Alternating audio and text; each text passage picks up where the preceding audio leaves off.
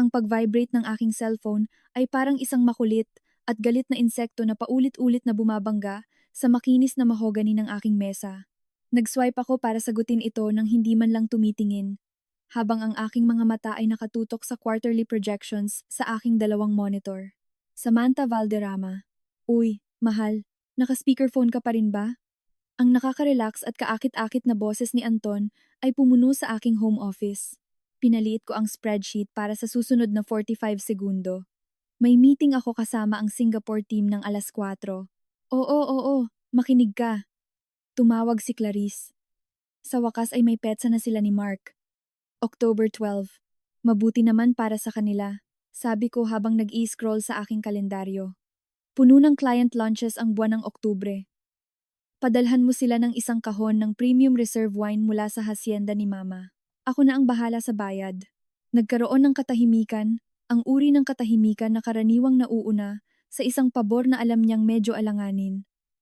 Well, yan nga ang gusto kong pag-usapan. May inaasahan sana silang iba. Gusto nilang ganapin ang kasal sa Hacienda Elena. Tumigil ako sa pag-i-scroll. Ang Hacienda Elena ang naging santuwaryo ng aking ina. Ang bunga ng kanyang buong buhay na pagsisikap pagkatapos ng hiwalayan. 60 ektarya ng walang kapintasang lupain sa Tagaytay, na may makasaysayang bahay, napakagandang kapehan at hardin ng mga bulaklak, at isang man-made lake na sumasalamin sa paglubog ng araw. Hindi ito isang events place para sa mga kasal. Isa itong pribadong pag-aari. Anton, alam mong hindi nagpaparenta si Mama doon, bahay niya yon. Pero pamilya tayo. Sabi niya, na tila ba ang salitang iyon ay susi sa lahat ng pinto. Sige na Sam. Malaking bagay to para kay Clarice. Ang pamilya ni Mark, alam mo na, isang rustic at eleganteng kasal sa magandang hacienda ng kanyang nakatatandang hipag ang tanging bukang bibig niya mula nang ma-engage sila. Ang pasimpleng komento tungkol sa pamilya ni Mark na hindi gaanong nakaririwasa. Ang kaswal na pagbanggit sa isang pamana na sa akin lamang dahil sa dugo at pagmamahal, at hindi dahil sa legal na pag-aari. Ang emosyonal na pangungonsensya ang klasikong galawan ng pamilya Reyes. Naramdaman ko ang unang kirot ng sakit ng ulo sa aking sentido. Hindi ko yan desisyon, kay Mama yan. E di kausapin mo siya. Ikaw ang nag-iisa niyang anak. Hindi kanya matatanggihan. Magaan ang kanyang tono, kumpiyansa sa aking impluensya. Ang kumpiyansa ng isang lalaking hindi pa naranasang talagang humingi ng pabor, dahil ang mga babae sa buhay niya una ang kanyang ina, at ngayon ako ang palaging nag-aasikaso ng mga logistic at gastos. Kakausapin ko siya. Sabi ko nang walang ipinapangako, pero wala akong pinapangako. At kung oo ang sagot niya, at napakalaking kung yon, ang pamilya mo ang bahala sa lahat ng koordinasyon kay David, ang tagapamahala ng hacienda. Sobrang busy ko sa launch ng Vidiantech. Ikaw na talaga ang the best, mahal. Sasabihin ko kay Clarice. I love you. Namatay ang linya. Tapos na ang aking 45 segundo. Mas madali at mas mahirap kaysa sa inaasahan ko ang pakikipag-usap sa aking ina na si Elena. Mas madali dahil ang kanyang pagmamahal ay walang hanggan at malambing. Mas mahirap dahil naririnig ko ang pag-aalangan sa kanyang boses sa telepono. Napakabait na bata ni Clarice, mahinahong sabi ni Mama. At napakagandang lugar nito para sa isang kasal. Pero, paghimok ko, habang nakasandal sa floor-to-ceiling na bintana ng aking kondo sa BGC, pinagmamasdan ang mga ilaw ng syudad. Pero napakalaking trabaho nito, anak.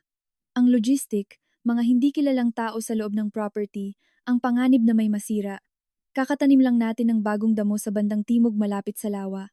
Napakamahal ng inabot noon. Alam ko, sinabi ko kay Anton na ang pamilya niya ang kailangang mag-asikaso ng lahat sa pamamagitan ni David. Si David ang kalmadong estate manager ng hacienda. Hindi ko hahayaang abusuhin kanila, Ma. Kung hindi ka komportable, sabihin mo lang na hindi. Ako na ang bahala kay Anton. Nagkaroon ng mahabang katahimikan. Hindi. Sa wakas ay sabi niya, na may mas matatag na boses. Hindi ito para sa pamilya niya. Gagawin ko ito para sa iyo at kay Anton. Siguraduhin mo lang nakakausapin nila si David. Bawat detalye. Isang matalim at hindi inaasahang konsensya ang sumundot sa akin. Gusto kong gawin, pagputol niya, na may pilit na masayang tono. Magiging masaya to. Ibibigay ko na rin sa kanila ng libre ang alak para sa reception. Ang bagong fruit wine natin, ay perpekto para sa isang hapon ng taglagas. Pumikit ako. Ang kanyang pagkabukas palad ay isang sandata na walang malay na ginagamit ng aking mga biyenan ng may matinding husay. Salamat ma. I love you. Mas mahal kita, ang aking matalinong anak. Ngayon, sige na, at sakupin mo ang tech world na yan. Binigyan ko ng go signal si Anton.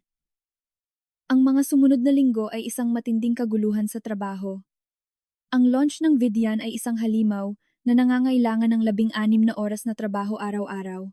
Ang mga ulat ni Anton tungkol sa pag-oorganisa ng kasal ay palaging malabo at sobrang positibo.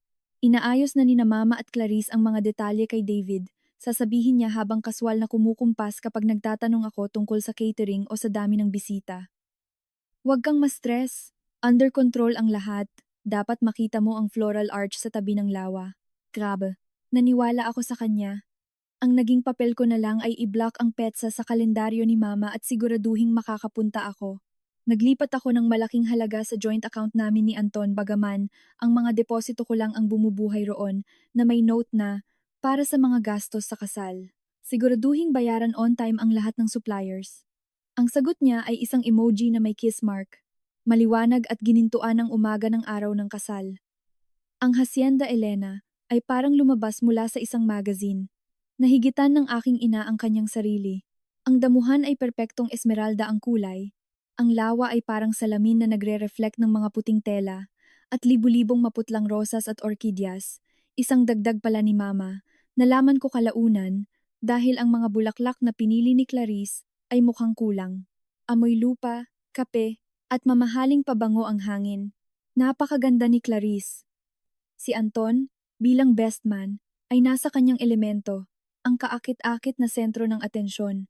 Ang mga magulang nila, sina Barbara at Francisco, ay naglalakad-lakad ng may pagmamalaki, nagyayabang sa mga middle class na kamag-anak ni Mark tungkol sa hasyenda ng ating pamilya.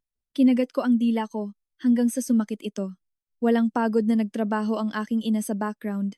Sinisiguradong hindi nauubusan ng alak at hindi tinatapakan ng mga inarkilang staff ang kanyang pinahahalagahang hardin ng mga herbs. Maingay, puno ng alak, at mahaba ang reception. Nag-set up ang isang DJ ng kanyang mga equipment sa patio, kung saan ang bass ay umaalingaw-ngaw sa ibabaw ng tubig.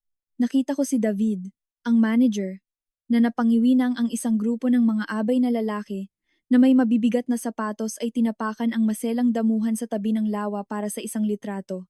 Muntik na akong makialam, ngunit hinawakan ni Anton ang braso ko. Relax lang Sam, party to. Nag-enjoy sila. Huwag kang killjoy. Bahagya siyang umiindayog habang may hawak na baso ng champagne. Kalaunan, matagal matapos makaalis ang huling shuttle na naghatid sa mga bisita, natagpuan ko si Mama na nag-iisa sa kusina, tahimik na naghuhugas ng mga basong kristal. Ang katahimikan ay isang pisikal na ginhawa pagkatapos ng ingay ng buong araw. Dapat ipinaubaya mo na yan sa mga cleaners bukas, sabi ko, kumuha ng tuwalya. Kailangan kong may gawin ang mga kamay ko. Sagot niya. Bagsak ang kanyang mga balikat at may mantsa ng lupa sa kanyang pisngi. Mukha siyang pagod sa paraang hindi ko pa nakikita mula noong hiwalayan. Ma, anong problema? Pilit siyang ngumiti. Wala anak, napagod lang ako. Napakagandang kasal. Pero iba ang sinasabi ng kanyang mga mata. Kinabukasan, balak ko sanang matulog ng matagal. Tumunog ang telepono ko ng 7:03 ng umaga, si Mama. Samantha, pwede ka bang pumunta dito sa opisina ng hasyenda ngayon, please? Mahina at tensyonado ang kanyang boses. Nawala ang lahat ng pagod ko. Nagsuot ako ng maong at sweater at nagmaneho papuntang Tagaytay sa record time. Sinalubong ako ni David sa pinto ng maliit na opisina sa tabi ng bahay. Madilim ang kanyang mukha. Nasa loob si Elena, sabi niya. Nakaupo ang aking ina sa likod ng lumang oak desk. May 2 pirasong papel sa harap niya. Tumingala siya nang pumasok ako. Ang halo ng hiya at pighati sa kanyang mukha ay napakalalim kaya't nawalan ako ng hininga. Anong nangyari? Okay ka lang ba? Itinulak niya ang unang papel palapit sa akin. Isa itong resibo, isang detalyadong resibo, bawat linya, mula sa Manila Elite Catering. Ang kabuuan sa dulo ay isang halagang nagpabigla maging sa aking profesional na isipan sa pinansyal. 9,237,600. Ang billing address ay sa Hacienda Elena. Ang pangalan ng kliyente, Clarice Reyes at Mark Dizon. May isang handwritten note na nakaklip sa itaas. Ayon sa tagubilin ni Gnang, Barbara Reyes, ang lahat ng natitirang balanse ay dapat ipadala ng direkta sa hasyenda para mabayaran. Salamat sa isang napakagandang event. Nanlamig ang dugo ko. Tiningnan ko ang mga detalye. Premium open bar, pag-arkila ng luxury portable toilets, gourmet midnight snack station, ang napakarangyang floral arch sa tabi ng lawa, ang champagne tower. Sinabi nila sa mga suppliers na ikaw ang singilin? Sabi ko, na may napakababa at mapanganib na boses. Tumango si Mama. Mahigpit na nakasara ang kanyang mga labi sa isang puting linya. Itinulak niya ang pangalawang papel sa akin. Ito ay isang ulat mula sa landscaping service. Nakalakip ang mga larawan ng damuhan sa bandang timog malapit sa lawa. Nawala na ang pagiging perpektong esmeralda nito. Sa halip, isa itong magulong putik at patay na damo. Malalalim na bakas ng gulong mula sa mukhang mabibigat na kagamitan malamang ang base ng napakagandang floral arch na iyon at isang malaking bahagi na may mantsa ng alak at kung ano-ano pa.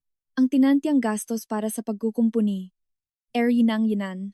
Direktang ipinatong sa damuhan ang mga speaker ng DJ, mahinang sabi ni David mula sa pinto.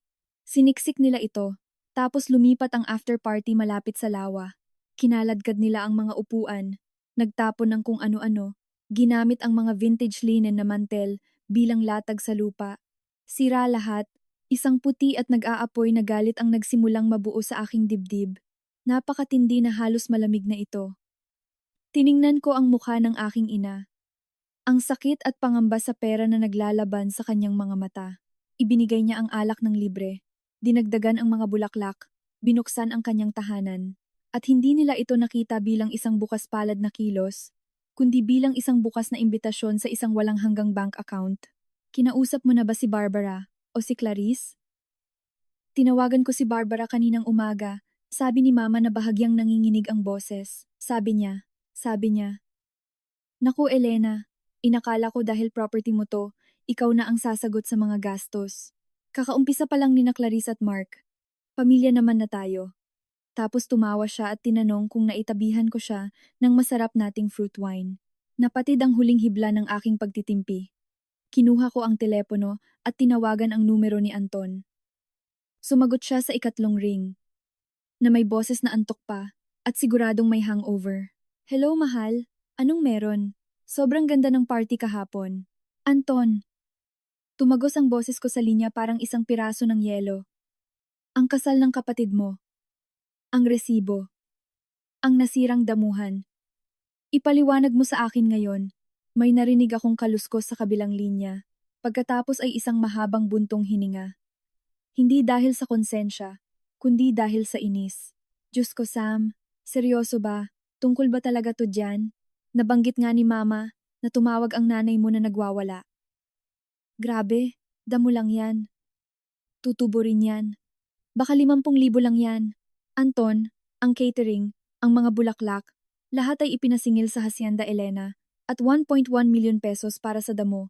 Hindi lang yun damo. Isa yung profesional na dinisenyo at inirigasyon na lugar na sinira ng mga bisita ng pamilya mo. Okay, kumalma ka. Sabi niya, ginagamit ang condescending na tono kapag iniisip niyang nag-overreact ako. May maliit na error lang sa billing. Aayusin natin yan. Pero sige na. Pag-aari ng nanay mo ang lugar na yan na walang utang. May pera siya. Ano ba naman ang ilang milyon para sa kanya? Pamilya to. Bata pa halos si Clarice. Para to sa memories, hindi sa pera. Huwag kang masyadong transactional. Naiwang nakabitin ang mga salita sa hangin, nakakalason at nagpapakita ng totoo.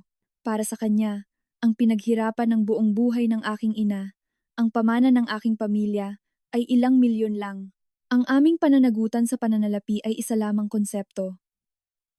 Samantala, ang mga memories ng kanyang pamilya ay sagrado na pinopondohan ng isang inakalang karapatan, isang malamig at kasing linaw ng kristal na pagkaunawa ang nanaig sa akin. Ang mga taon ng kanyang palpak na photography business na sinusuportahan ng aking mga cash injection na itinago bilang investments. Ang mga pautang sa kanyang ama na hindi na kailanman nabanggit muli, ang palagiang at pasimpleng pressure sa akin na magbayad, mag-organisa, magregalo. Ang paraan kung paano niya palaging ipinapakita ang tagumpay ko bilang tagumpay natin, pero ang kanyang mga kabiguan bilang mga pasanin niya na natural lang na tulungan kong pasanin. Hindi ako sumigaw, hindi ako umiyak, tumawa ako. Isa itong maikling tunog na walang saya, na naging dahilan para mag-iwas ng tingin maging si David. Isang error, pag-uulit ko, na may boses na ngayon ay nakamamatay sa pagkamalumanay. Sige, ako na ang bahala, Anton. Huwag kang mag-alala sa kahit ano. Alam kong maiintindihan mo, sabi niya na may halatang ginhawa sa kanyang boses. Ayan ang asawa ko. Hindi worth it na pag-awayan to. I love you. Kailangan ko ng ibaba. Ang sakit ng ulo ko. Namatay ang linya. Nanatili akong nakatayo na hawak ang telepono, nakatingin sa nakapanlulumong mga numero sa mesa. Nakatitig sa akin ang mga nag-aalalang mata ng aking ina. Samantha, anak, baka dapat nating, kaya ko namang gawa ng paraan. Hindi ko gustong magdulot ng problema sa inyo. Hindi, ma. Umikot ako sa mesa at ipinatong ang mga kamay ko sa kanyang mga balikat. Wala kang babayarang, kahit isang kusing dito. Sobra-sobra na ang naibigay mo. Hindi ito isang problema, isa itong boundary. Hinalikan ko siya sa noo. Magpahinga ka na, hayaan mo akong asikasuhin to. Hinintay ko siyang makalabas. Tapos lumingon ako kay David. I-secure mo lahat ng nasira. I-detalye mo lahat. Humingi ka ng itemized quotations para sa kumpletong pag-aayos. Huwag kang magtatapon ng kahit ano. I-document mo ang lahat. Pagbalik sa kotse ko, hindi ako nagmaneho pa uwi. Nanatili akong nakaupo sa tahimik na parking lot ng hacienda. Binuksan ko ang banking app sa telepono ko. Tiningnan ko ang mga transaksyon ng joint account namin, ang account na ako ang nagpopondo. Ang pagbili ng 150,000 na lens ni Anton noong nakaraang buwan, isang or 5,500 na charge sa isang high-end men's boutique, isang 25,000 na hapunan sa Antonios para sa anibersaryo ng kanyang mga magulang. Lumipat ako ng app papunta sa shared cloud storage. Mga resibo ng upa sa kanyang studio na binayaran mula sa corporate account ko sa nakalipas na 2 taon. Isang nascan na IOU mula sa kanyang ama para sa 50,000 na may petsang 3 taon na ang nakalipas. Pagkatapos ay binuksan ko ang Instagram. Nandoon si Clarice, nagniningning sa kanyang wedding dress. Ang pinakamagandang araw ng buhay ko. Salamat sa aking nakaka-amaze na pamilya sa paggawa nitong perpekto. Dream wedding, Hacienda Elena, spoiled brat, nagkomento si Barbara Reyes. So proud. Perfect ang lahat. Napakaganda ng lugar. Blessed family. Tiningnan ko ang mga litrato, ang marangyang arch sa tabi ng lawa, ang champagne tower, ang mga ngiti ng pamilya Reyes. Naisip ko ang inaantok at mapang-asar na boses ni Anton. Huwag kang masyadong transactional. Isang mabagal at nagyayelong ngiti ang nabuo sa aking mga labi. Kakaiba ang pakiramdam nito sa aking mukha. Sige, Anton, isip ko, habang ang isip ko ay pumasok sa isang mode na mas pamilyar at mas walang awa kaysa sa anumang negosasyon sa boardroom. Gusto mo ng transactional? Gawin nating transactional. Binuksan ko ang mga contacts ko. Hindi kay Anton. Ang numero ng aking divorce lawyer. Sunod, ang aking private banker. Panghuli, ang isang discreet at napaka-metikulosong private investigator na ginamit ng isang katrabaho. 3 tawag, 3 simple, at tiyak na aksyon na ginawa gamit ang parehong kahusayan kung paano ko wawasakin ang market strategy ng isang kalaban sa negosyo. Pagsindi ko ng makina, malinaw na ang plano. Ang perpektong buhay na itinayo ko iyong may kaakit-akit, ngunit walang ambisyong asawa, at ang kanyang kakaibang pamilya ay nagpakita ng isang malalim at pangunahing lamat, at ako, si Samantha Valderrama, ang magiging lindol. Tiningnan ko ang aking refleksyon sa rearview mirror. Nawala na ang galit, napalitan ng isang malamig at nakatutok na determinasyon. Ang babaeng nakatingin sa akin ay hindi isang asawa, ni isang manugang, ni isang naglalakad na checkbook. Isa siyang strategist, at nagbago na ang laro. Magsisimulang magring ang mga unang tawag sa telepono ni Anton kinabukasan. Ang biyahe pabalik sa BGC ay isang pagninilay-nilay sa malamig na galit. Hindi ko agad tinawagan ang aking abogado na si Attorney Mendoza. Ang diskarte ay nangangailangan ng patunay, hindi emosyon. Kailangan ko ng malinaw na record. Pagsapit ko sa underground parking ng aking building, ang istruktura ng record na iyon ay nakaukit na sa isip ko, malinaw at walang awa. Ang aking penthouse ay isang monumento sa buhay na itinayo ko. Mga bintanang mula sahig hanggang kisame. Minimalistang dekorasyon. Nakamamanghang tanawin ng BGC skyline. Bahay ko ito binili gamit ang aking bonus noong taon bago ko nakilala si Anton. Ang aming prenuptial agreement na pinirmahan niya, habang nagbibirong masyado raw akong madrama, ay sumiguro na mananatiling ganito iyon. Nagbuhos ako ng kaunting mamahaling whiskey, hindi para inumin, kundi para maramdaman ang solidong bigat ng kristal sa aking kamay. Pagkatapos ay nagsimula akong magtrabaho. Nagsimula ako sa personal. 5 taon ng bank at credit card statements na nai-download mula sa cloud. Gumawa ako ng bagong spreadsheet. Pinangalanan itong analysis, XLSX. At nagsimula. Column A, petsa. Column B, nagbayad, tumanggap. Column C, halaga. Column D, kategorya. Napuno ang screen ng mga entries sa isang nakapapahamak na ritmo. Anton Reyes, Camera System, A275,000, kategorya, Business Investment. Nota, hindi kailanman naibalik. Ang negosyo ay hindi kailanman kumita ng tuloy-tuloy. Francisco Reyes, pautang para sa investment opportunity, labang 5,000 bibo, kategorya, Family Loan. Nota, 3 taon nang walang plano ng pagbabayad. Special birthday trip ni Barbara Reyes, hotel, spa, meals, 240,000, kategorya, regalo. Nota, inisyatiba ni Anton. Nahirapan si Mama ngayong taon. Tuition deficit ni Clarice, Ateneo huling semestre, Air 917,000, kategorya, educational aid. Nota, pamilya tayo. Hindi natin siya pwedeng hayaang mag-drop out. Asterisk subsidized monthly rent ng Reyes Photography Studio Makati, 140,000, buwan sa loob ng 28 buwan. Kategorya, business support. Nota, binayaran ng direkta mula sa kumpanya kong Valderrama Strategies LLC. Ang kontrata ay nakapangalan sa kumpanya ko. Nagpatuloy ang listahan. Mga bayad para sa kanyang Audi, ang kanyang premium health insurance, ang membership sa Manila Polo Club para sa networking, mga hapunan, mga bakasyon, ang walang katapusang patak na ngayon lang to, at para sa pamilya. Nang sa wakas ay makita ko ang kabuuan, naputol ang hininga ko hindi dahil sa gulat, kundi dahil sa isang matinding pagkaunawa. Sa loob ng 5 taon, ang perang direktang ginamit para suportahan ang pamumuhay ni Anton at ng kanyang pamilya ay lumagpas sa 12 bilyong pidong yung bilyong libu. Pera ko, trabaho ko na itinago bilang pagmamahal, tungkulin sa pamilya, at investment. May pumasok na bagong email. Galing ito sa nanay ko, na may subject na, para sa records mo, anak. Nakalakip ang high resolution na mga larawan ng nasirang damo, mga mansyang mantel, at isang na-scan na kopya ng resibo ng kasal. Sumunod agad ang isang email mula sa accounting service ng hacienda. Dinidetali ang mga iniregalong ambag. Ang alak, tinatayang halaga na alabing 350,000. Ang mga floral upgrades, 175,000.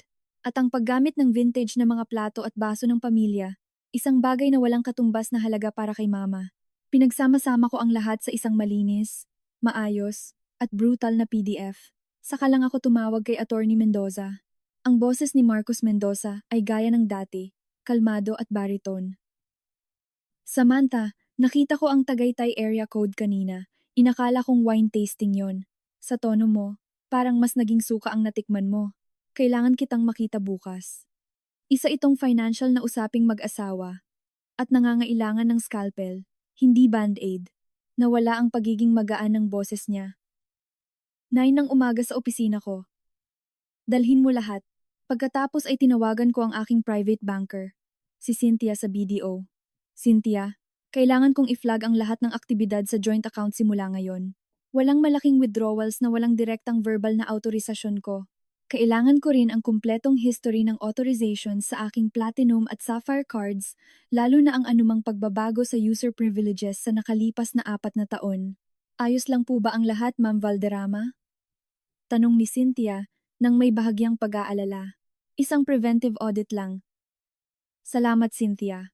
Panghuli, tinawagan ko ang numero ng private investigator, isang lalaking nagngangalang Lando Cruz, na nirekomenda ng isang venture capitalist na kasing talino at kasing praktikal ko. Sumagot siya sa unang ring. Cruz. Mr. Cruz, ako si Samantha Valderrama. Inirekomenda ako ni Elise Montelibano. Kailangan ko ng isang discreet, financial, at personal na investigasyon. Ang subject ay ang asawa ko, si Anton Reyes. Walang panghuhusga. Tanging ang malambot na tunog lang ng pag-type sa keyboard. Kopya. Saklaw? Magpapadala ako ng base dossier. Negosyo, contacts, pamilya. Kailangan kong malaman kung may mga nakatagong utang, hindi na ideklarang pananagutan, hindi kilalang business partners, o mga romantikong relasyon sa labas ng kasal. Priority 1 ang financial investigation. Kaya ba nang mabilis? Depende ang bilis sa down payment. Ang standard package ay 5 working days para sa preliminary report. Dodoblehin ko ang bayad para sa 48 oras. Ita-transfer ko na ngayon. May maikling katahimikan. Makukuha niyo ang preliminary report sa Huwebes ng gabi. Umiikot na ang makinarya. Sumandal ako sa upuan. Nawawala na ang adrenaline. Nag-iwan ng isang espasyong puno ng determinasyon. Tumunog ang kandado ng pinto. Pumasok si Anton na potpot, na may sirang itsura na kayang idulot lang ng isang inuman ng mga 20 anyos sa isang 38 anyos. Ngumiti siya nang makita ako. Ah, nandito ka pala. Mamamatay na ako. Naging asido sa tiyan ko yung fruit wine kagabi. Pabagsak siyang umupo sa sofa at naghubad ng sapatos. So, inayos mo na ba yung sa inyo ng nanay mo? Pinihit ko ang upuan para harapin siya. Kinausap ko siya at si David. Ang final bill para sa kasal ang inutos ng nanay mong ipadala sa hacienda ay 9,237,600. Ang pag-aayos ng damuhan ay 1,000,000 yilian manyun. Ang mga ambag ni mama ay lampas 12,000. Kaya pinag-uusapan natin dito ang isang error na halos 11 million pesos, Anton. Kumumpas siya gamit ang kamay at pumikit. Diyos ko, ito na naman ba? Pwede bang huwag muna natin tong pag-usapan ngayon? Sasabog na ang ulo ko. Lilipas din ang galit ng nanay mo. Hindi, sabi ko sa isang kalmado ngunit matatag na boses. Hindi ito lilipas. At ganun din ako. Tatawagan mo ang mga magulang at kapatid mo ngayon. Ipapaalam mo sa kanila na makakatanggap sila ng prorated na bill para sa parte nila sa mga gastos sa kasal, binabawas na ang mga regalo ng nanay ko. At mag-oorganisa ka na ang landscaping company na pinili ni David ay mabayaran ng buo bago matapos ang linggo para ayusin ang mga nasira ng mga bisita nyo. Biglang dumilat ang mga mata niya. Napaupo siya ng tuwid, naiwan ng maamong maskara ng hangover, nagpapakita ng totoong inis. Seryoso ka ba? Gusto mong singilin ko ang mga magulang at kapatid ko isang araw matapos ang kasal niya? Samantha, ang lupit naman noon. Party yon. May mga nasisira. Ganyan talaga. Saang universo? Mabagal kong tanong. Ang isang party ba ay nangangahulugang ipapadala ang lahat ng bills sa address ng host nang hindi nila alam? Sa anong mundo na ang pagsira sa isang profesional na hardin at hindi pag-aalok na bayaran ang pag-aayos ay ganyan talaga? Hindi ito isang natapong inumin sa nirentahang carpet, Anton. Isa itong kalkuladong kawalan ng respeto. Pera lang yan! Sigaw niya habang tumatayo. Sobrang dami mo niyan. Sobrang dami ng nanay mo niyan. Bakit kailangan mong maging sobrang higpit sa lahat? Kaya kanila kinakatakutan. Kaya ka tinatawag ng tatay ko na CFO kapag nakatalikod ka. Pamilya tayo. Nagtutulungan ng pamilya. Hindi nagpapadala ng itemized bills. Naiwang nakalutang ang mga salita sa pagitan namin. Ang CFO, nakaramdam ako ng kakaibang pagnanasang tumawa. Sa buong panahong ito, inisip kong isa akong asawa, isang kapareha. Para sa kanila, isa pala akong tungkulin isang chief financial officer na may mga binti. Kaya pala, sabi ko, tumatango na tila may nasolve akong malaking misteryo. Ang papel ko ay magbigay ng pondo. Nagpatuloy ako. Maging financial backer ng mga ambisyon ng pamilya Reyes. At ang nanay ko naman ang magbibigay ng perpektong venue. Ang convenient. Huwag mong baluktutin ang mga sinabi ko. Asik niya. Pinadausdos ang kamay sa kanyang buhok. Alam mo naman kung ano ang pamilya ko, bago mo pa ako pinakasalan. Nagkakaisa, bukas palad. Namimili kung kailan magiging bukas palad, pagwawasto ko. Bukas palad gamit ang pera ng iba. Nanatili akong matatag, hawak ang kanyang tingin. Nakatayo pa rin ang bill. Anton, bayaran nyo? O ako ang magbabayad? At saan mo kukunin? Pangaasar niya, nilalabas sa unang pagkakataon ang totoong sama ng loob. Babayaran mo yan gamit ang malaki at mahalaga mong sweldo. Tapos isusumbat mo sa akin sa buong susunod na dekada, tulad ng ginagawa mo sa lahat. Alam mo, minsan feeling ko na enjoy mo na ipamukha sa amin.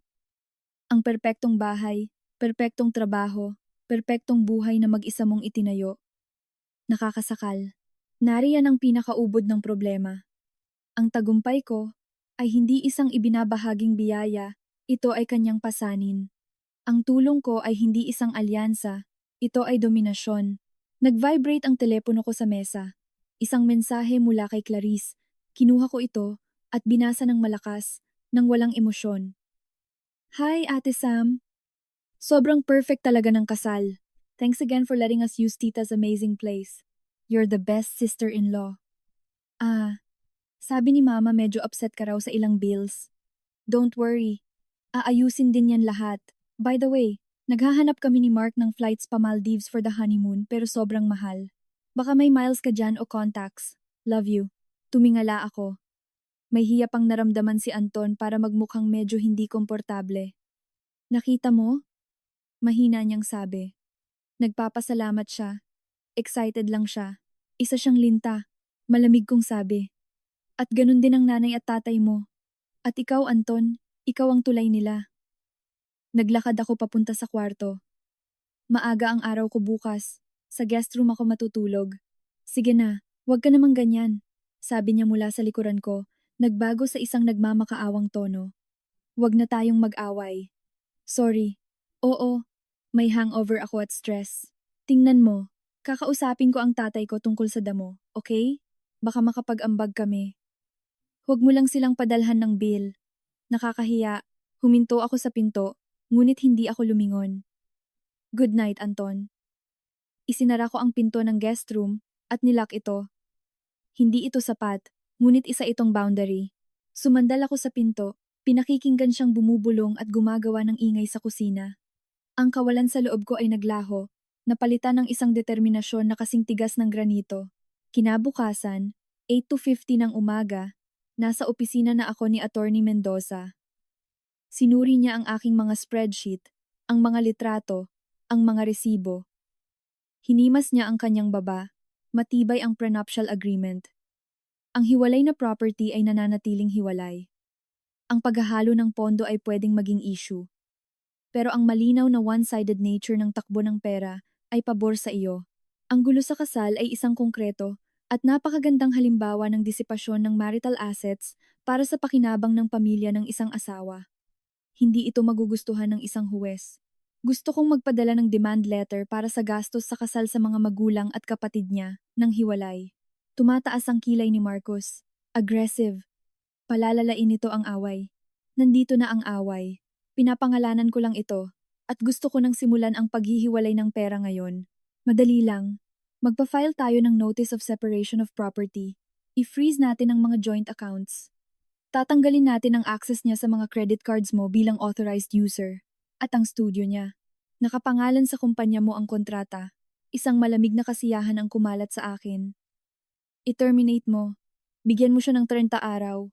Nagsulat si Marcos. Malamang sasabihin niyang financial abuse ito.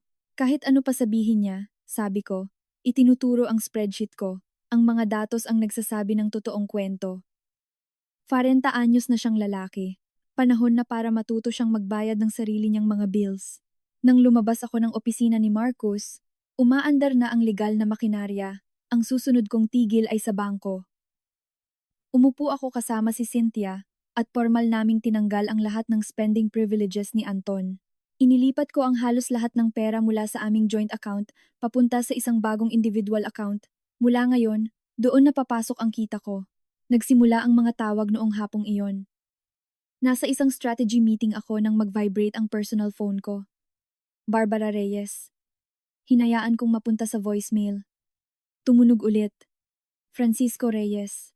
Tapos Clarice. Tapos Anton. Sunod-sunod. Ni-silent ko ang telepono ko.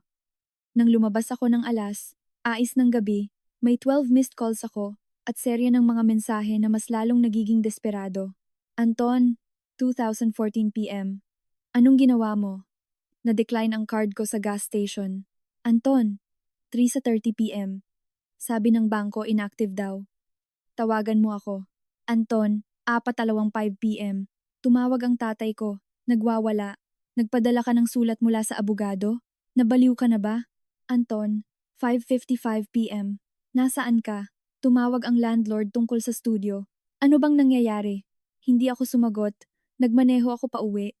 Ang katahimikan ng sasakyan ay isang ginhawa.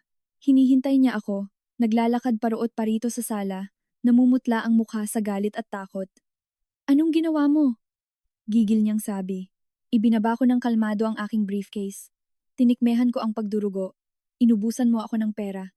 Nagpadala ka ng legal na banta sa mga magulang ko dahil sa isang party. Sarili kong asawa. Hindi yon legal na banta, Anton.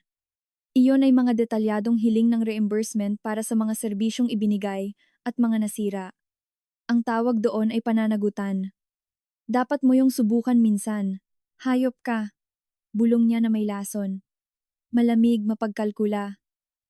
Ganyan ka ba mag-ayos ng problema sa pamilya? Nagpapadala ka ng abogado at bangkera mo?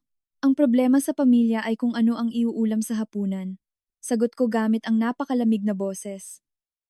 Ito ay ang sistematikong pagsasamantala sa pinaghirapan ng pamilya ko ng pamilya mo. Nakasabwat ka. Tapos na ang yugto ng pag-uusap. Tiningnan niya ako at nakita ko ang eksaktong sandali nang lumitaw ang totoong gulat. Hindi lang ito tungkol sa mga cards. Ito ay ang buong balangkas ng kanyang buhay na bumabagsak ang studio, ang madaling pera, ang pagpapanggap. Hindi mo pwedeng gawin to, sabi niya. Pero para na itong pagmamakaawa, ginawa ko na. Nilagpasan ko siya patungo sa kwarto.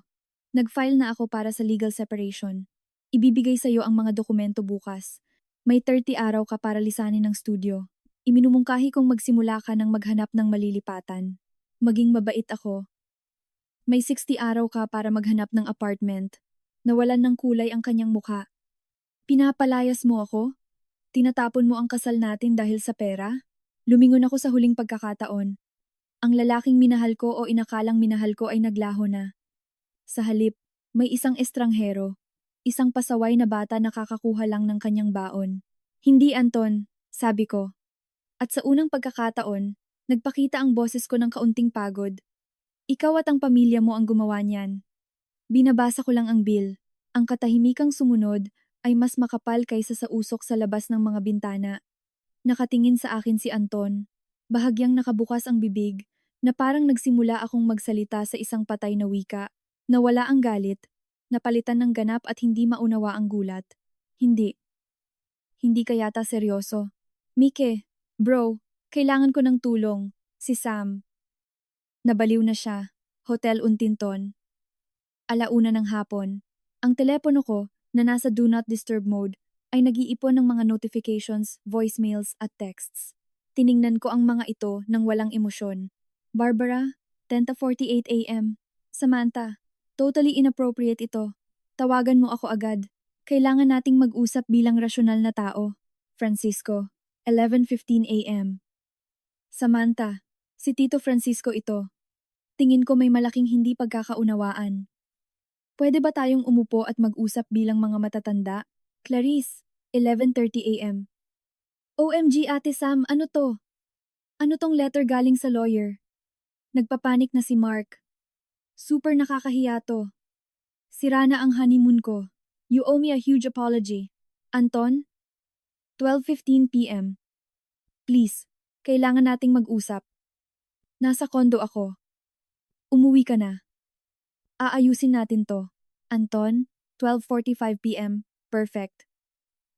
Kung ganyan ang gusto mong laro, kokontakin ka ng abogado ko.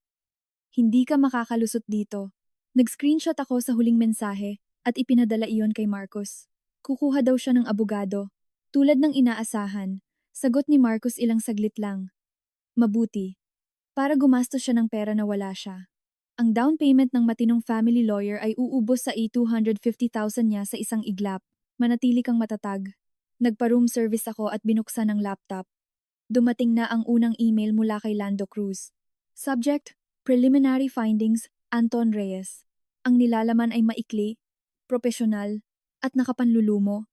Ma'am Valderrama, Ayon sa inyong hiling, nakalakip ang preliminary findings. Paparating na ang full report. 1. Negosyo sa photography. Ang Reyes Photography LLC ay nag-operate na may net loss sa nakalipas na 4 na magkakasunod na taon. Ang tax declarations ay nagpapakita ng malaking discrepancy sa pagitan ng idineklarang kita at uri ng pamumuhay. Mayroong utang sa business credit cards na aabot sa or 425,000 na hindi ipinaalam sa iyo. Personal credit score, 621. 2. Mga utang. Ang subject ay pumirma bilang co-debtor sa isang personal na utang na AYR 1,250,000 para sa kapatid niyang si Clarice Reyes, 18 buwan na ang nakakaraan. 90 araw nang atrasado ang bayad. Walang ebidensya na ipinaalam ito sa iyo. 3. Mga asset na walang halaga. Ang pangunahing asset ay ang 2019 Audi A5. Nakaloan sa pangalan niya. Ang gamit sa negosyo ay hulugan rin. Asterisk 4. Extramarital activity. Ang preliminary digital analysis ay nagpapakita ng kamakailan at malawakang komunikasyon texts, social media, sa isang ex-client, si Melissa. Ang uri nito ay malandi at emotionally intimate. May ebidensya ng isang gabi sa Shangri-La, Boracay. Nakalakip ang valid ticket na siningil sa inyong shared American Express card at resibo ng room service para sa 2 tao, nakasabay ng iyong business trip sa Singapore noong Abril. Patuloy ang investigasyon. Binuksan ko ang attachment. Mayroong kopya ng valid ticket mula sa Shangri-La. May petsang pumatak sa isang weekend kung saan nasa Singapore ako para sa isang conference. Isang resibo para sa room service champagne at chocolate-covered strawberries. At isang screenshot ng text conversation mula sa iCloud backup ni Anton na ang password ay pabalagsak niyang ginagamit sa lahat at may access ako. Anton, hindi ko makalimutan ang last weekend. You make me feel alive again. Melissa, magical yon. Pero Anton, ang asawa mo? Anton, wag mo siyang alalahanin. Complicated kami, pero tayo hindi. Wala akong naramdaman. Ni sakit, ni pagtataksil, ni ang sinasabing nakakawasak na kawalan. Tanging isang malamig at ganap na katiyakan. Kumpleto na ang huling piraso ng puzzle. Ang linta sa pera ay isa ring emosyonal na taksil. Siyempre, ni-forward ko ang buong email kay Marcos na may note. Ebidensya ng adultery. Pagtatago ng pananalapi, gamitin mo kung paano mo gusto. Pagkatapos ay kinuha ko ang telepono sa kwarto at nag-order ng pinakamahal na bote ng champagne. Hindi para lunurin ang sakit, kundi para magdiwang. Nagsimula na ang digmaan. At kakasagap ko lang sa mga plano ng kalaban, na natiling hindi nabubuksan ang bote. Isang tahimik at bumubulaklak na monumento sa aking bagong linaw ng isip. Ginugol ko ang gabi sa pag-aaral sa ulat ni Lando Cruz at sa sarili kong record, pinagtatagpo ang mga petsa at numero, ang higit sa bati-milyong piso na ginastos kay Anton at sa pamilya niya, ang 200,000 utang sa negosyo na itinago, ang utang na 1.25 million para kay Clarice na ngayon ay overdue na. Ang paggastos sa Shangri-La para sa isang weekend na tinawag niyang solo creative retreat. Bawat datos ay isang ladrilyo na nagtatayo ng isang hindi matitibag na pader sa pagitan ng babaeng ako noon at ng babaeng kailangan kong maging ngayon. Patuloy na umiilaw ang telepono ko na parang control panel sa digmaan. Lumipat ang pamilya Reyes mula sa desperadong mensahe patungo sa isang koordinadong kampanya ng pag-atake. Mas naging walang kontrol ang mga mensahe ni Barbara. Barbara, 7:03 p.m. Ang nanay mo ay nagpalaki ng isang walang pusong snob. Pagkatapos ng lahat ng ginawa namin para sa'yo, isa kang kahihiyan. Francisco, 8:15 p.m. Wasak si Anton. Hindi ganito nag-aayos ng problema ang isang pamilya. Handa kaming mag-mediate, pero hindi katanggap-tanggap ang mga bills na yan. Clarice, 9:42 p.m. Sinira mo ang kasal ko. Sana masaya ka. Hiyang-hiya ang pamilya ni Mark. You owe me a huge apology. Ang mga mensahe ni Anton ay dumadaan sa lahat ng yugto. Pagmamakaawa, galit, banta, at muling pagmamakaawa. Iisa lang ang tema. Siya ang biktima. Hindi ako sumagot. Ni-forward ko ang mga pinaka-agresibo kay Marcos at inarchive ang iba. Ako ay naging isang black hole. Sinipsip ko ang kanilang kaguluhan at walang ibinalik kundi malamig at tahimik na determinasyon. 2 araw pagkatapos kong umalis, nahanap niya ako o mas tamang sabihin, inabangan niya ako. Gabi na akong lumabas ng opisina.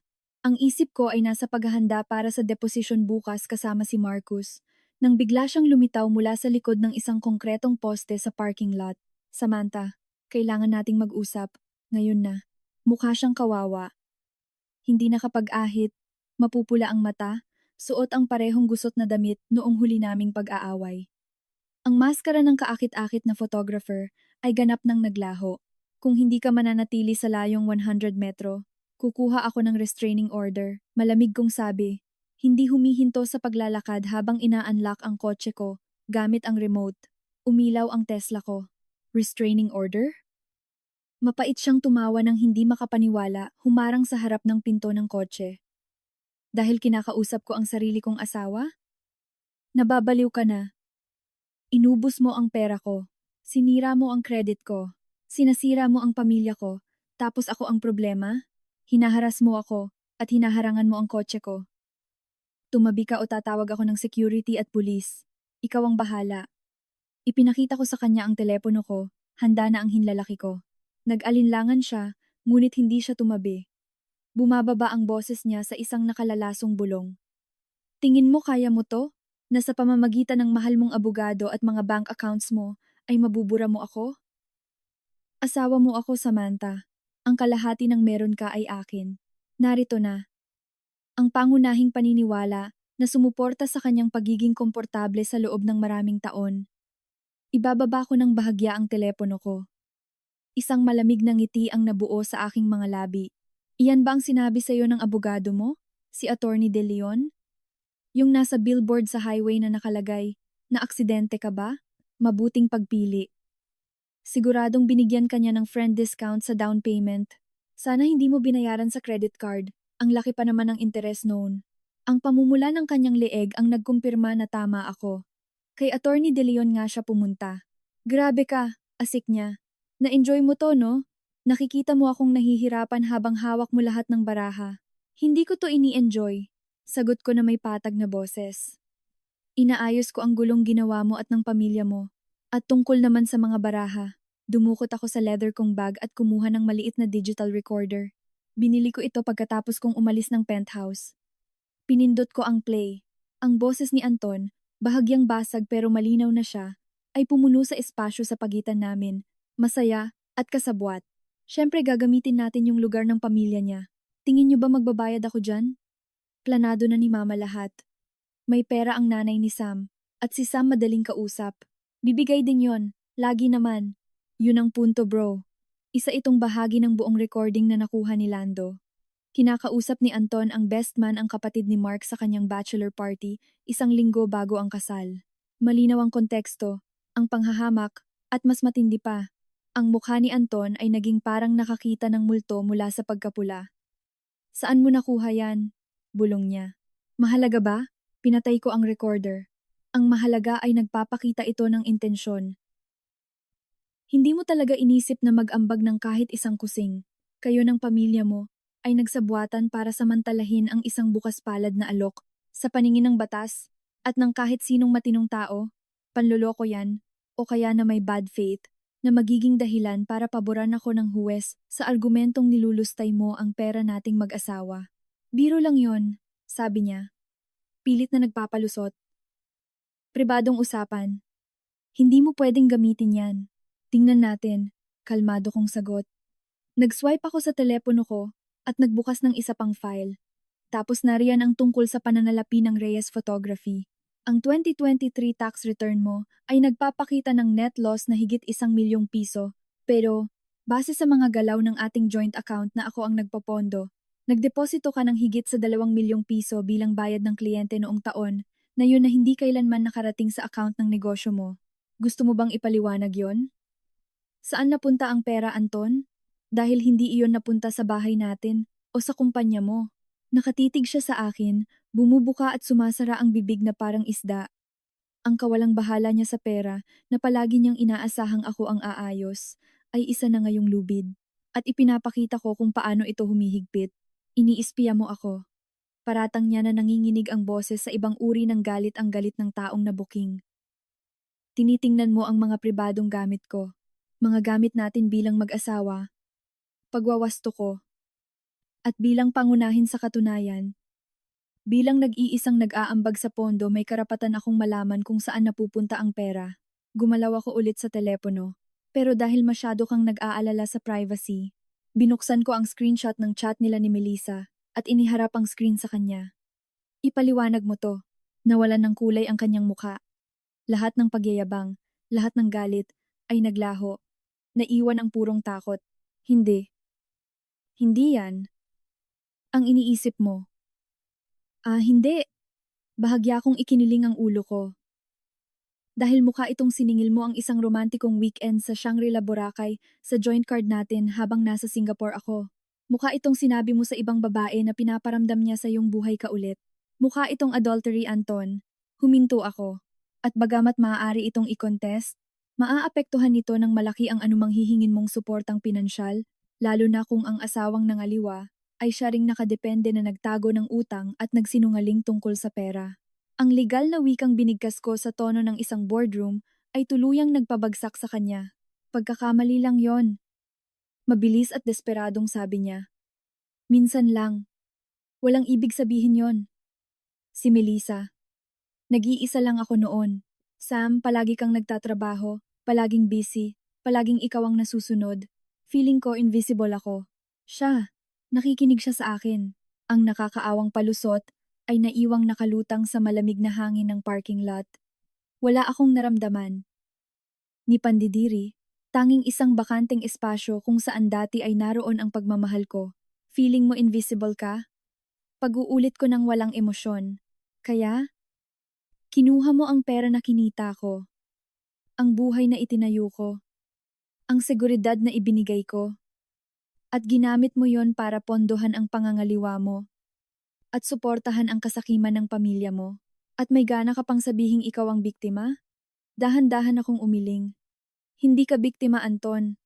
Isa kang klise. Isang tamad, walang kwenta, at mapang-abusong klise na inakalang ang pagpapakasal sa isang matagumpay na babae ay nangangahulugang matagumpay ka na rin. Ang katotohanan ay bumasak sa kanya. Bumagsak ang kanyang mga balikat. Naglaho ang galit, napalitan ng desperadong pagmamakaawa. Inabot niya ako at hinawakan sa braso. Sam, please. Nagsisisi talaga ako. Kay Melissa, sa pera, sa pamilya ko, sa lahat. Naging gago ako. Aayusin natin to. Magte-therapy tayo. Maghahanap ako ng totoong trabaho. Ibabalik ko yung pera sa mga magulang ko. Gagawin ko kahit ano. Tiningnan ko ang kamay niya sa coat ko, tapos ang mukha niyang puno ng luha. Ito ang lalaking pinangakuan kong bahagi na ng buhay ko. Isang mapagmanipula at nagmamakaawang bata. Alisin mo ang kamay mo. Mahina kong sinabi. Kailangan pa niyang lumapit para marinig. Tinanggal niya ito na parang napaso. Walang aayusin. Bulok ang pundasyon mula pa sa umpisa. Ayoko lang itong makita noon. Binuksan ko ang pinto ng kotse. Ang mga gamit mo sa penthouse ay ipapabaklot at ilalagay sa isang storage unit bago matapos ang linggo. May 60 araw ka, ayon sa separation agreement, para maghanap ng malilipatan. Iminumungkahi kong lumipat ka na kina tita. Siguradong masaya silang tanggapin ka. Umupo ako sa manibela at tiningnan siya sa huling pagkakataon. Ang pamilya mo. Isinara ko ang pinto. Ang tuyong tunog noon ang huling tuldok sa kwento namin. Sa bintana, nakita ko siyang nanatiling nakatayo roon na nakayuko. Nang umatras ako at umalis, hindi niya ako sinundan.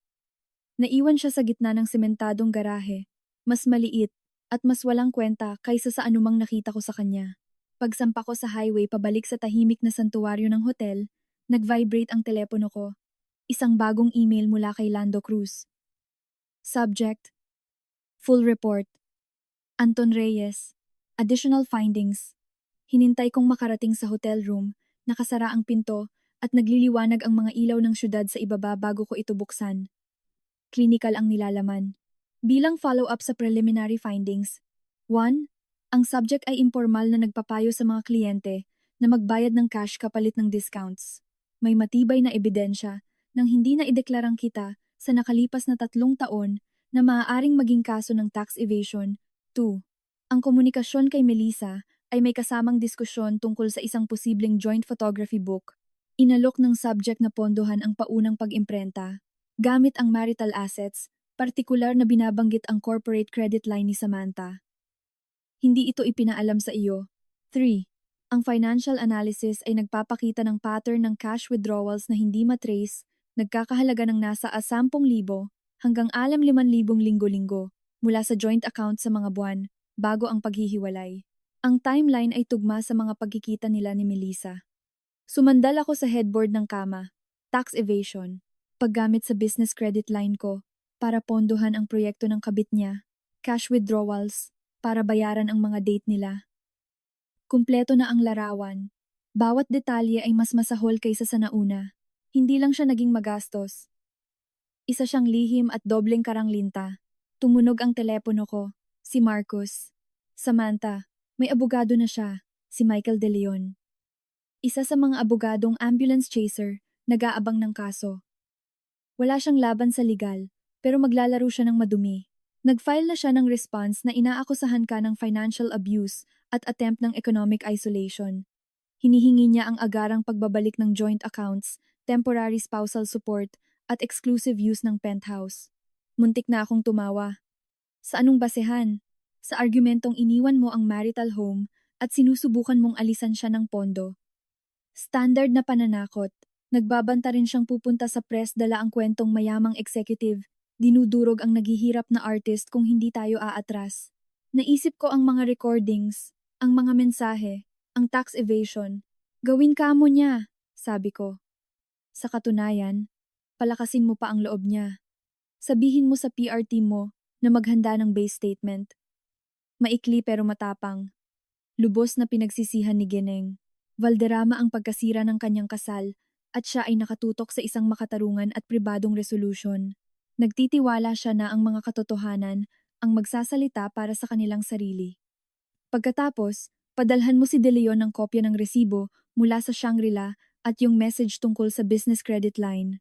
Tanungin mo siya ng formal kung gusto bang baguhin ng kliyente niya ang demand nila para isama ang adultery at financial fraud bilang counterclaims. Nagkaroon ng mahabang katahimikan sa kabilang linya. Hindi nila gugustuhing mapasamayan sa public record. Tapos na ang pagiging defensive natin, Marcus. Sagot ko habang nakatingin sa maliwanag na horizon ng syudad. Gusto niya ng giyera. Hindi niya lang alam na nagdala siya ng credit card sa isang drone strike. Huminto ako. At yung demand letter sa mga magulang niya? Kumuha rin sila ng abogado. Isang maliit, medyo ninenerbiyos, na nag-aalok ng mediation na may goodwill payment na ere 250,000 para isara ang issue. Ang goodwill ng nanay ko ay nagkakahalaga ng higit kalahating milyon. Sagot ko. May utang silang halos 11 milyon. Hindi negotiable ang halagang yon. Kung hindi sila tatanggap ng payment plan bago matapos ang linggo, i-file natin ang kaso sa korte sa Tagaytay ng pampubliko. Tingnan natin kung ano ang mararamdaman nila kapag nakita ang mga pangalan nila sa record ng korte. Ipaparating ko, sabi ni Marcus, at naririnig ko ang ngiti sa boses niya. Alam mo, karamihan sa mga kliyente ko sa puntong ito ay wasak na. Nakaka-refresh ka. Hindi ako isang kliyenteng in crisis. Sabi ko, tuluyan ng binubuksan ang bote ng champagne. Ang banayad na pop ay nakakabigay kasiyahan. Isa akong CEO na nagsasagawa ng hostile takeover sa sarili kong buhay at balak kong manalo. Nagbuhos ako ng isang baso. Tumaas ang mga bula sa isang kumikinang na daloy. Malamig at malinis ang unang lagok at ang lasa nito ay kalayaan. Nakalatag na ang mga linya ng labanan. Nakuha na ang ebidensya. At sa unang pagkakataon sa loob ng maraming taon, nakikipaglaban ako para sa sarili ko nang walang mawawala. Ang kalinawan noong nakaraang gabi ay naging isang determinasyong kasing talas ng diamante kinaumagahan. Ang legal na maniobra ni Marcus ay gumana ng may katumpakang parang siruhano. Ang banta na ilantad ang pangangaliwa at pandaraya sa pera ni Anton sa korte ay nagpatahimik kay Attorney De Leon. Sa halip, dumating ang isang maikling email na nag-aalok na panatilihin ang kasalukuyang estado hanggang sa mediation. Mukhang pinayuhan si Anton na manahimik. Ang kanyang pamilya, gayunpaman, ay hindi nakatanggap ng ganoong payo. Ang telepono ko, na nakaranas ng sandaling katahimikan, ay muling pumutok ng kalagitnaan ng umaga. Sa pagkakataong ito, hindi ito tawag, isa itong notification. Tinag ako ni Clarice sa isang Instagram post. Ang caption ay isang obra maestra ng pagiging passive-aggressive na biktima. Kapag akala mo kilala mo na ang isang tao, pero bibiguin ka lang nila. Tough times. Thankful para sa totoong pamilya at totoong kaibigan yung mga nandyan kapag ipinapakita ng iba ang tunay nilang kulay. Betrayal, heartbroken, family above all. Ang litrato ay sila ni Mark noong araw ng kasal nila, nakangiti sa harap ng sikat na arch sa Hacienda Elena. Puno ng emojis ng pag-aalala at mga tanong ang comments. Nag-comment din si Barbara Reyes. We love you, Nak. Ipinapakita ng Diyos ang tunay na puso ng mga tao sa tamang panahon. Ipinagdarasal ka namin. Ilang minuto ang lumipas, may lumabas na Facebook post mula kay Francisco Reyes na malinaw na isinulat ni Barbara. Isa itong mahabang pagninilay tungkol sa pasasalamat at huwag kagatin ang kamay na nagpapakain sa iyo na nagtatapos sa ang mga mahihirap na panahon ang nagpapakita ng tunay na karakter. May mga taong nagiging bukas palad lang kapag walang bayad. Ibinahagi ito ng ilang kaibigan nila mula sa kanilang sirkulo. Nakatitig ako sa screen. Isang malamig na galit ang namuo sa aking tiyan. Ginamit nila ang pagiging sentimental bilang sandata. Gumagawa ng kwento para sa kanilang maliit na sirkulo. Ang kawawang pamilya Reyes, pinagtaksilan ng kanilang malamig at mayamang manugang. Nakakaawa ito, at delikado rin. Ang reputasyon ay isang pera, at sinusubukan nilang ibaba ang halaga ng sa akin. Bago ko patawagan si Marcus, may pumasok na email sa personal inbox ko. Galing ito sa isang mamamahayag ng Philippine Daily Inquirer. Sa lifestyle section, Liza Santos. Ma'am Valderrama, gumagawa ako ng isang artikulo tungkol sa modernong dinamika ng mag-asawa at ang intersection ng pera at pamilya. Nakatanggap ako ng impormasyon tungkol sa isang high-profile na sitwasyon na maaaring may kinalaman dito. Gusto ko sanang makuha ang panig mo. Pwede ba tayong mag-usap? Regards, Liza. Nanlamig ang dugo ko. Tapos ay nag-init. Impormasyon. Hindi pala bluff ang banta ng abogado ni Anton na pupunta sa press. Pinili nila ang smear campaign. Gusto nilang husgahan ang kaso sa mata ng publiko bago pa ito umabot sa korte. Ni-forward ko ang email kay Marcus. Tumawag siya agad. Mga tanga sila, sabi niya. Pero magpapakomplika to ng mga bagay-bagay. Ang kwentong naghihirap na artist laban sa walang pusong executive ay maaaring makaapekto sa professional image mo. Hindi magugustuhan yan ng board ng Vidyan. Hindi ako magbibigay ng pahayag sa isang gossip columnist. Matatag kong sagot. Hindi nga dapat, pero hindi rin natin to pwedeng ignore. Ang katahimikan ay pwedeng isiping pagkakasala. Kailangan nating maunahan sila sa sarili nating mga tuntunin. Paano? Ang interview na nakaschedule para sa'yo next week sa Edge Magazine, yung tungkol sa mga kababaihan sa tech leadership, ay a-advance natin. Kokontrolin natin ang narrative bago nila gawin. Ang Edge ay isang respetadong publikasyon na may focus sa female leadership. Ang interview na iyon na dapat ay tungkol sa karera ko sa Vidyan, ngayon ay pwede nang maging higit pa roon. Huminga ako ng malalim, nakatingin sa syudad. Sige. Sabihin mong available ako ngayon. At ihanap mo ako ng PR strategist, hindi crisis manager, kundi isang taong naiintindihan ng narrative. Habang tumatawag si Marcus, may isa pa akong larangang kailangang ayusin, ang social media. Wala akong naipost na sagot. Sa halip, nag-screenshot ako ng post ni Clarice at ng mensahe ni Francisco. Inattach ko ang mga ito sa isang email, kasama ang demand letter para sa mga gastos sa kasal.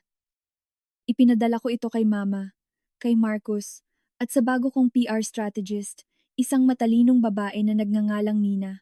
Simple lang ang mensahe para kay Nina. Background noise. Gumagawa ng kwento ang mga Reyes. Kailangan nating sumagot gamit ang fax. Agad na dumating ang sagot ni Nina. Kopya. Huwag kang magsasabi ng kahit ano sa social media. Ang interview sa Edge ang magiging atake natin. Ipepresenta natin to bilang isang universal na kwento tungkol sa boundaries at financial autonomy. Magmumukha silang mukhang pera at ikaw ay lalabas na may integridad. Ang interview sa Edge ay ginawa via Zoom noong hapon din na iyon. Matalas ang pakiramdam ng mamamahayag na si Ana. Nag-usap kami tungkol sa Vidyan, tungkol sa pamumuno, sa mga hamon para sa mga kababaihan sa aking industriya. Pagkatapos, dahan-dahan niyang iniba ang usapan. Nakaka-inspire ang kwento mo sa pagtatayo ng Valderrama strategies mula sa wala. Ngunit ang ganyang antas ng tagumpay, lalo na para sa isang babae, ay maaaring magdulot ng kakaibang pressure sa mga personal na relasyon. Paano mo hinahandle yan? Ang mga expectations, ang mga hindi malinaw na boundaries. Tiningnan ko siya ng diretso sa kamera. Ito na ang sandali. Isa itong patuloy na balanse. Sagot ko ng may kalkuladong boses. Ang tagumpay ay hindi lang tungkol sa pagtatayo ng isang bagay para sa sarili mo. Ito ay tungkol din sa pagprotekta rito sa vision mo, sa team mo, sa legacy mo. At ang proteksyong iyon ay kailangan ding umabot sa personal mong buhay.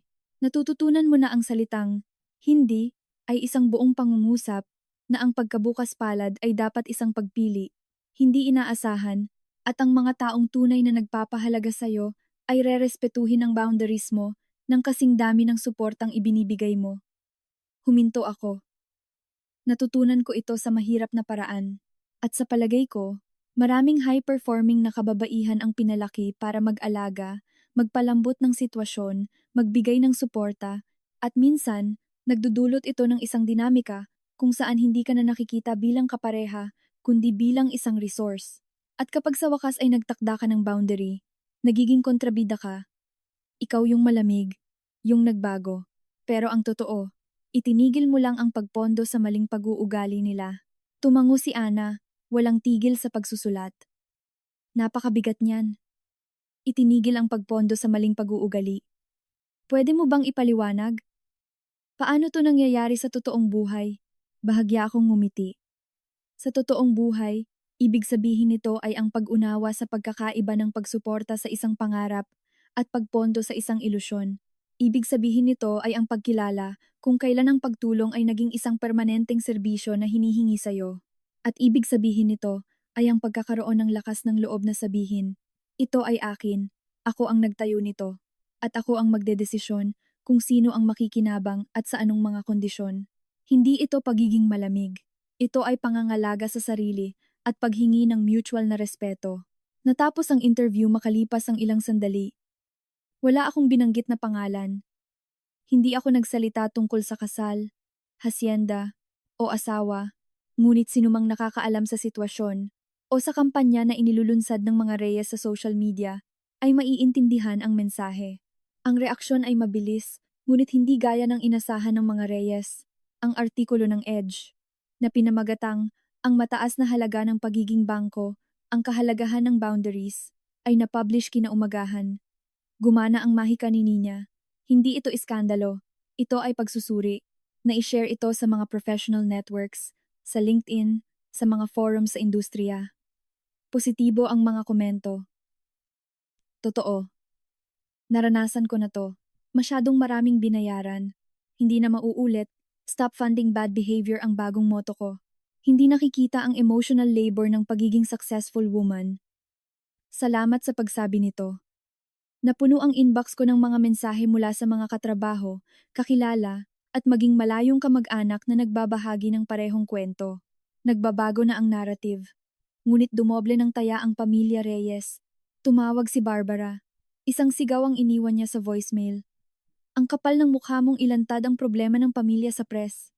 Napaka makasarili mong walang puso. Sinusubukan mo kaming palabasing mukhang pera.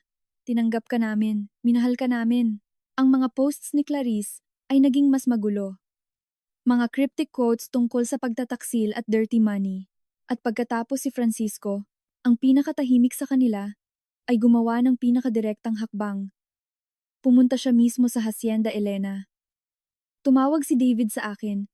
Tensyonado ang boses. Samantha. Nandito si Francisco Reyes sa gate. Gusto niyang makita si Elena. Problema raw ito sa pamilya. Nag-eskandalo. Huwag mo siyang papasukin. Kalmado kong sagot. Tawagan mo ang barangay at pulis. Sabihin mong may hindi autorisadong tao na nagdudulot ng gulo. Tapos tawagan mo ako ulit. Narinig ko si David na inulit ang utos ko. Tapos ang tunog ng pinto ng kotse at ang malakas na boses ni Francisco sa background. Gusto ko lang siyang makausap. Kalokohan to. Pamilya kami. Isang minuto ang lumipas. Kinuha ni Mama ang telepono. Nanginginig ang boses niya. Nandito siya, Samantha. Sumisigaw. Sinasabi niyang sinisira natin ang anak niya. na ang artikulo ay paninirang puri. Hindi siya ang lalaking akala ko, ma. Isa siyang lalaking inalisan ng pinagkukunan ng pera. Ang sitwasyong, yan ang nagpapalabas sa pinakamasamang ugali ng tao. Manatili ka sa loob. Paparating na ang mga pulis. Pupunta ako diyan. Pagdating ko, may patrol car na nakaparada sa entrance ng hacienda. Kausap ng isang pulis si Francisco, namumula sa galit, kumukumpas ng walang kontrol. Nasa loob ng bakuran ng ina ko, at matatag na nasa tabi niya si David. Misunderstanding lang po, to. Sigaw ni Francisco. Nabubuang na ang manugang ko. Nagsisinungaling.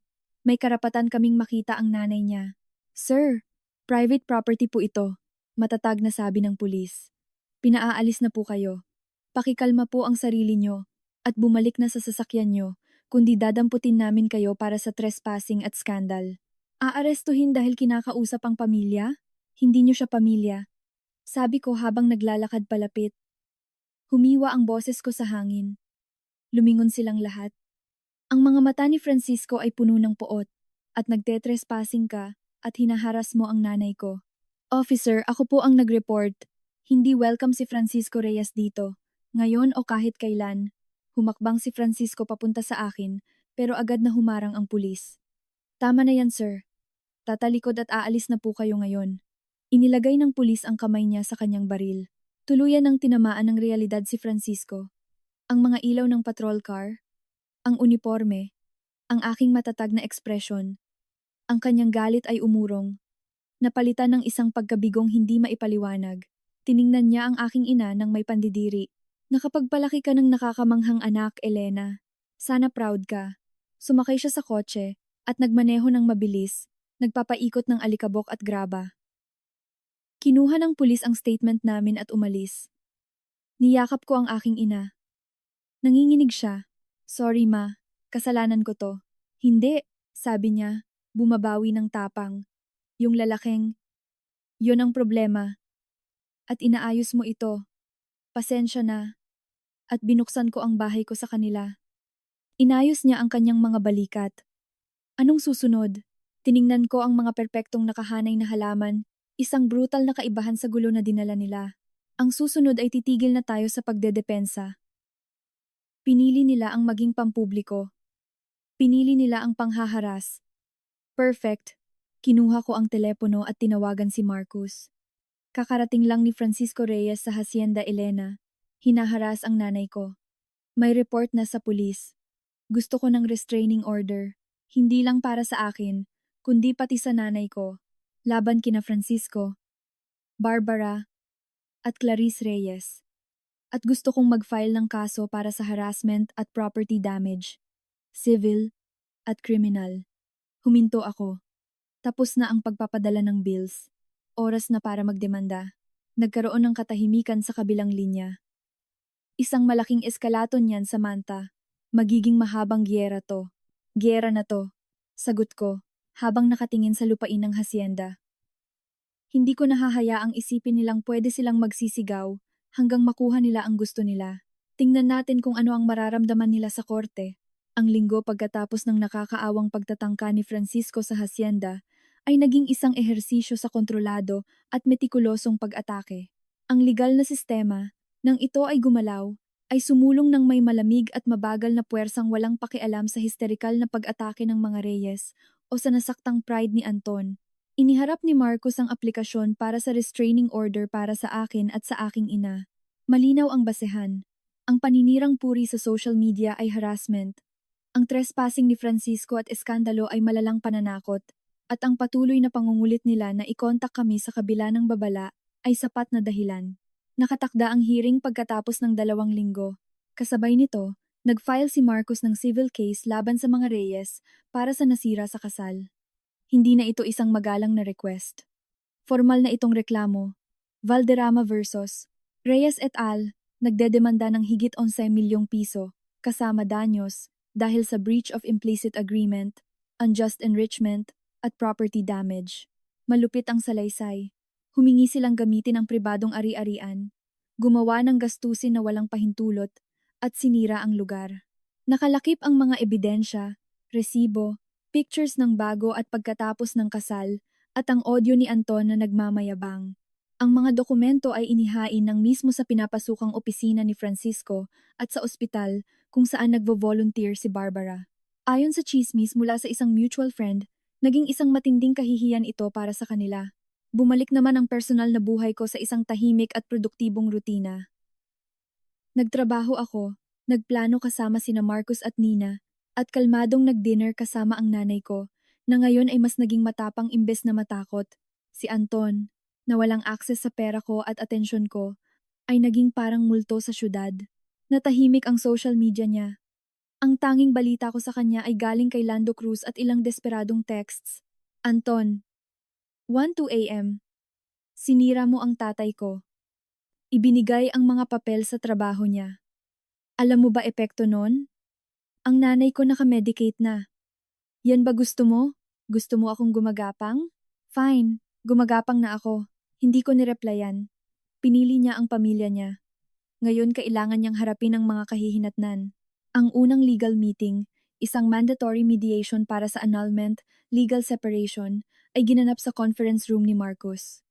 Dumating si Anton kasama si Attorney De Leon. Si Anton ay anino na lamang ng dati niyang sarili. Suot niya ang isang mumurahing suit na maluwag sa kanya. Wala na ang kanyang pagiging kaakit-akit. Nagsimula si De Leon ng agresibo. Ang kliyente ko ay nasa kritikal na sitwasyong pinansyal dahil sa unilateral na pag-freeze ng marital assets ni Geneng. Valderrama, hinihingi namin ang temporary support at patas na hatian ng assets. Hindi man lang tumingala si Marcos mula sa mga notes niya. Tinanggal ng kliyente ko ang access dahil ang kliyente niyo ay may pattern ng paglulustay para sa kabit niya at pamilya niya habang nagtatago ng kita at baon sa utang. Ito ang financial analysis. Ini-slide niya ang spreadsheet ko. Hindi kami papayag sa anumang suporta dahil sa adultery at financial misconduct. May proofs kami. Nanginig si Anton. Nawalan ng kumpiyansa si De Leon. Mga aligasyon lang yan. Itinatanggi ng kliyente ko ang adultery. Talaga? Unang beses akong nagsalita, sa kalmadong boses. Nag-slide ako ng picture ng valet ticket at resibo sa Shangri-La Boracay. Dinedenay mo ba na nandoon ka sa Shangri-La, Anton? Noong parehong weekend na nasa Singapore ako para sa conference, naging kulay abo ang mukha ni Anton. Tumingin siya sa abogado niya na natatakot. Hindi niya pala sinabi ang lahat. Pwedeng business meeting yan, utal ni De Leon. Business meeting na nag-charge ng champagne at strawberry for two sa joint credit card ng mag-asawa? Sarkastikong sagot ni Marcus. Nakakamangha ang tax implications niyan. Meron din kaming texts niya kay Melissa. Gusto niyo bang makita ngayon o sa mismong paghaharap na sa ebidensya? Tumahimik si De Leon at hinawakan ang braso ni Anton. Hindi yan ang issue. Ang issue ay ang pagsubok na gutumin si Anton. Ang issue, pagtatama ko, ay pananagutan. May partnership tayo. Nagdala ka ng utang, panloloko, at panlilin lang. Ako ang nagdala ng lahat ng iba pa. Wala kang karapatan sa kahit kalahati ng pinaghirapan ko. Asawa mo ako, sagot ni Anton, basag ang boses. Sinuportahan kita. Paano? Parang latigong tanong ko. Magbigay ka ng isang konkretong paraan na sinuportahan mo ang career ko, na hindi mo ginamit ang pera ko, o hindi ka nagbigay ng dagdag na trabaho sa akin. Humakbang ako palapit sa lamesa. Ikaw ba nag-manage ng bahay? Wala. Binigyan mo ba ako ng emotional stability? May kabit ka. Nagbigay ka ba ng pera?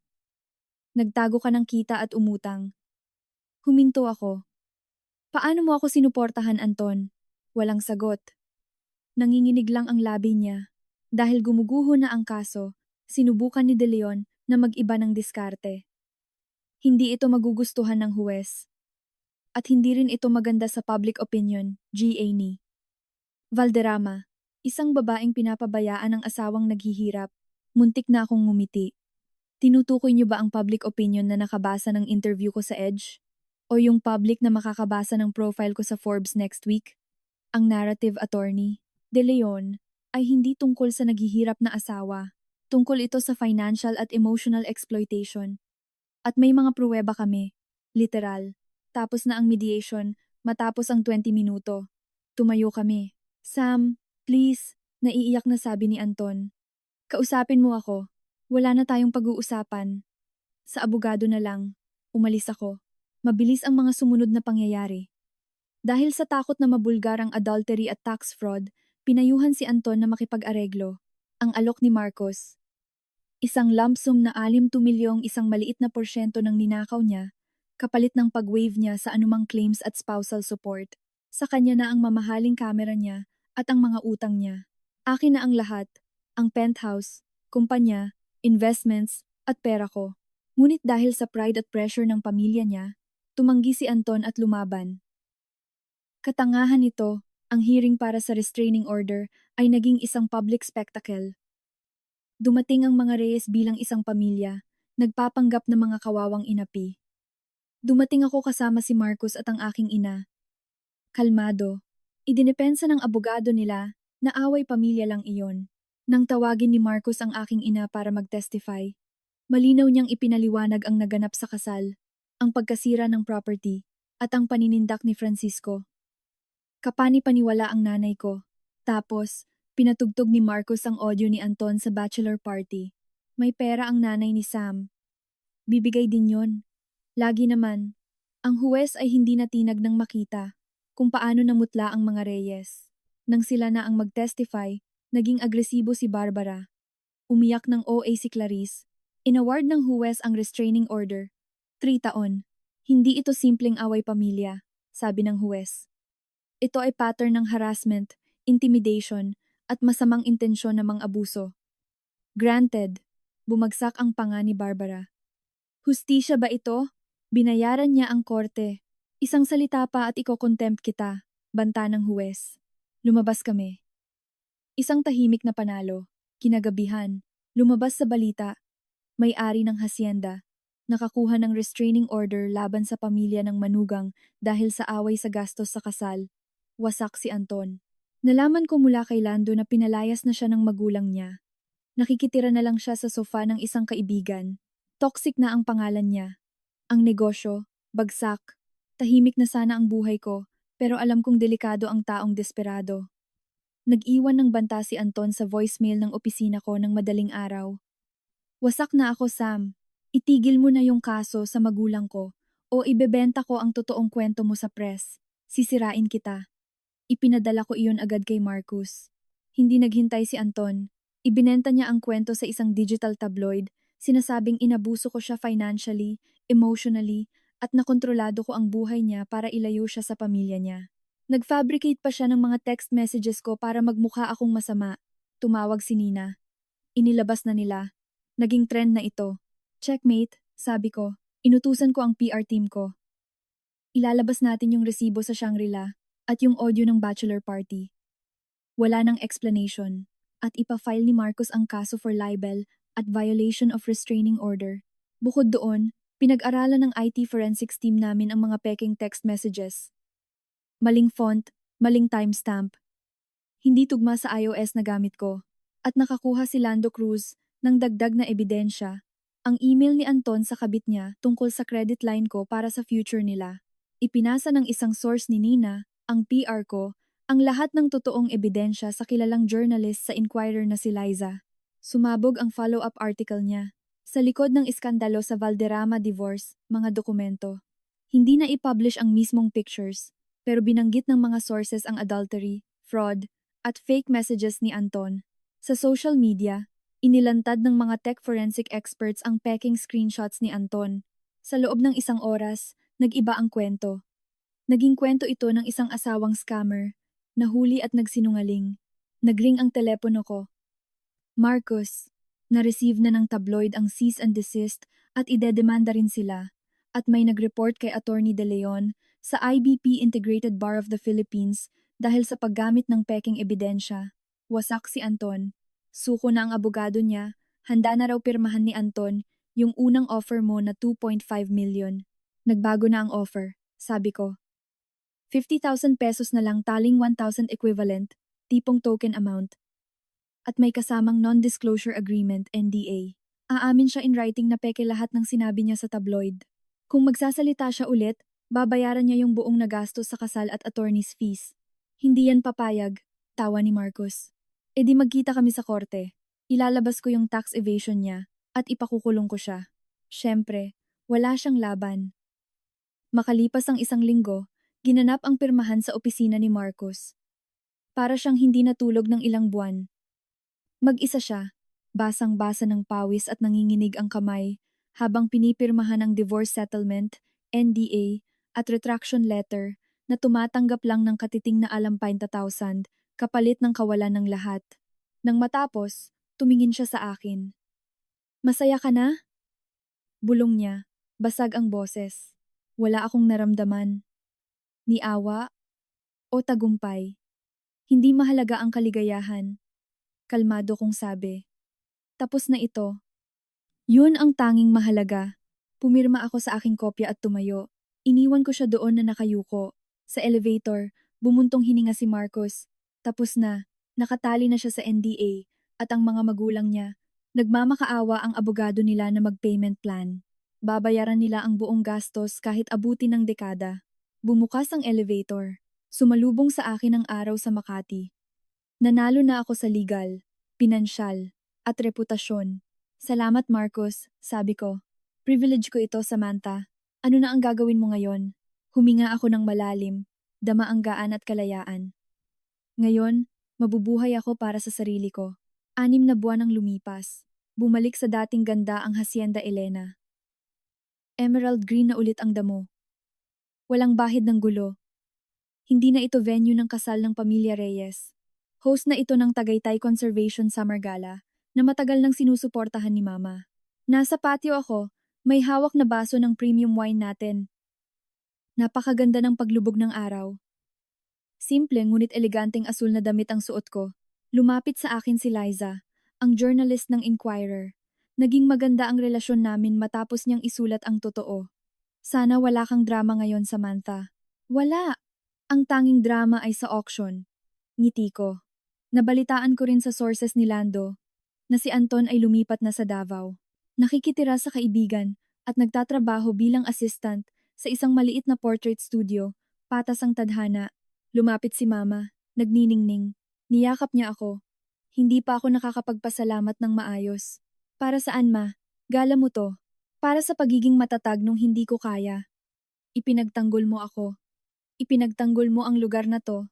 Itinuro mo sa akin na ang totoong lakas ay hindi ang pagiging matigas, kundi ang pagiging bukas palad, at pagkakaroon ng tapang na protektahan ang pagkabukas palad na yon kapag may umaabuso. Hinalikan ko siya sa pisngi. Deserve mo lahat, Ma. Makalipas ang ilang linggo, pabalik na ako sa opisina ko sa BGC. Nakita ko siya. O mas tamang sabihin, isang multo. Nakaupo si Anton sa isang murang kapehan, nakatingin sa laptop, pumayat, maikli ang buhok, magulo. Mukha siyang karaniwang empleyado na nabigo sa pangarap. Nagkatinginan kami. Gulat, pagkatapos ay hiya, at kaunting pag-asa sa mata niya na baka pansinin ko siya. Hindi ako huminto, hindi ako ngumiti, hindi ako sumimangot. Binigyan ko lang siya ng isang magalang at malamig na tango na ibibigay mo sa isang taong hindi mo kilala sa kalye.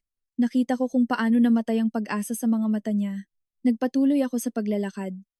Tumunog ang takong ko sa kalsada na may matatag na ritmo.